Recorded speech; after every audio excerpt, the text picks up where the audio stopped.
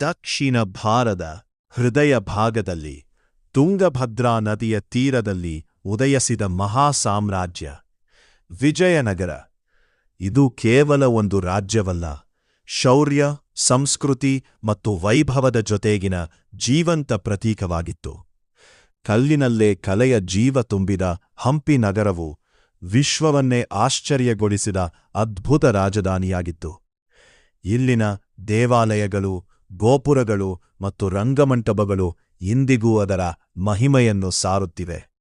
ವಿಜಯನಗರ ಸಾಮ್ರಾಜ್ಯವು ವ್ಯಾಪಾರ, ಸಾಹಿತ್ಯ ಮತ್ತು ಕಲೆಯ ಕೇಂದ್ರವಾಗಿತ್ತು. ದಕ್ಷಿಣ ಭಾರತದ ಆರ್ಥಿಕ ಮತ್ತು ಸಾಂಸ್ಕೃತಿಕ ಹೃದಯವಾಗಿತ್ತು. ಮಹಾನ್ ರಾಜರಾದ ಶ್ರೀ ಕೃಷ್ಣದೇವರಾಯರ ಕಾಲದಲ್ಲಿ ಈ ಸಾಮ್ರಾಜ್ಯ ತನ್ನ ಉನ್ನತ ಶಿಖರವನ್ನು ತಲುಪಿತು. ಅವರ ಆಡಳಿತದಲ್ಲಿ ವಿಜಯನಗರವು ಶಕ್ತಿಯ, ಸಮೃದ್ಧಿಯ ಮತ್ತು ವೈಭವದ ಸಂಕೇತವಾಯಿತು. ಯುದ್ಧಭೂಮಿಯಲ್ಲಿ ವೀರತೆ, ಕಲೆಯ ಲೋಕದಲ್ಲಿ ಸೌಂದರ್ಯ – ಇದು ವಿಜಯನಗರದ ನಿಜವಾದ ಗುರುತು. ಆದರೆ ಕಾಲದ ಕ್ರೂರಿ ಹೊಡೆತಕ್ಕೆ ತುತ್ತಾಗಿ ತಾಳಿಕೋಟಿ ಯುದ್ಧದ ನಂತರ ಈ ಮಹಾ ಸಾಮ್ರಾಜ್ಯ ಕುಸಿದು ಬಿದ್ದಿತು. ಆದರೂ ಹಂಪಿಯ ಅವಶೇಷಗಳು ಇಂದಿಗೂ ಅದರ ವೈಭವದ ಕಥೆಯನ್ನು ಮೌನವಾಗಿ ಹೇಳುತ್ತಿವೆ. ಇದು ವಿಜಯನಗರ, ಇದು ಇತಿಹಾಸದ ಚಿನ್ನದ ಅಧ್ಯಾಯ. ವಿಜಯನಗರ ಸಾಮ್ರಾಜ್ಯ ದಕ್ಷಿಣ ಭಾರತದ ಅತ್ಯಂತ ಶಕ್ತಿಶಾಲಿ ಸಾಮ್ರಾಜ್ಯವಾಗಿತ್ತು. ಆದರೆ ತಾಳಿಕೋಟಿ ಕದನದಿಂದಾಗಿ ತನ್ನ ಅಸ್ತಿತ್ವ ಕಳೆದುಕೊಂಡಿತು.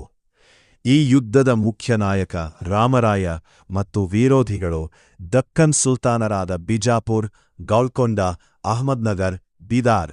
ರಾಮರಾಯನು ರಾಜಕೀಯ ಆಟಗಳಲ್ಲಿ ಪರಿಣತಿ ಹೊಂದಿದ್ದರು. ಶತ್ರುಗಳನ್ನು ಕಡಿಮೆ ಅಂದಾಜು ಮಾಡಿದ್ದದ್ದು ದೊಡ್ಡ ತಪ್ಪಾಯಿತು. ಕ್ರಿಸ್ತಶಕ 1556ರಲ್ಲಿ ಈ ಯುದ್ಧ ತಾಳಿಕೋಟಿ ಸಮೀಪ ಎರಡು ಮಹಾನ್ ಶಕ್ತಿಶಾಲಿ ಸೈನ್ಯಗಳು ಮುಖಾಮುಖಿಯಾಗುತ್ತವೆ. ಇದು ಕೇವಲ ಯುದ್ಧವಲ್ಲ, ಇತಿಹಾಸವನ್ನು ಬದಲಿಸುವ ಕ್ಷಣ. ವಿಜಯನಗರದ ಸೇನೆ ಪ್ರಾರಂಭದಲ್ಲಿ ಪ್ರಬಲವಾಗಿ ಹೋರಾಡಿತು, ಆದರೆ ಮಧ್ಯದಲ್ಲಿ ದ್ರೋಹ ಸಂಭವಿಸಿತು. ಗಿಲಾನಿ ಸಹೋದರು ಶತ್ರುಪಕ್ಷಕ್ಕೆ ತಿರುಗಿದರು. ಸೈನ್ಯ ದಿಕ್ಕು ಬದಲಿಸುವ ಕ್ಷಣ.